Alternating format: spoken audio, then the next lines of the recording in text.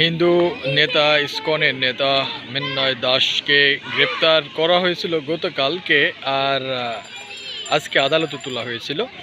কিন্তু আদালতে যে তুলকালাম হলো বিভিন্নভাবে, যে কি বলবো, তাদের যার ভক্ততা রয়েছে তাকে ঘিরে, তার প্রিজন ভ্যানকে ঘিরে, সব মিলিয়ে একটা হাস্যকর। আবার পরে অবশ্য বিভিন্ন জায়গায় মারামারি গ্যাঞ্জাম বিক্ষোভ হয়েছে।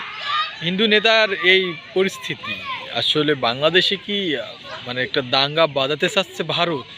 আমার কাছে কেমন এমন মনে হচ্ছে, বাংলাদেশে দাঙ্গা বাঁধবে এমনই মনে হচ্ছে। আর হিন্দুদেরকে এখানে ব্যবহার করা হচ্ছে, এটা ভারতের একটা কোনো কূটকৌশল হিসেবে আমি মনে করছি। সুতরাং আগামীতে হয়তো আরও খারাপ পরিস্থিতি ঘটতে পারে। তাই সরকার সহ অন্য রাজনৈতিক দল রয়েছে, তাদেরকেও সচেতন থাকতে হবে বলে আমি মনে করি।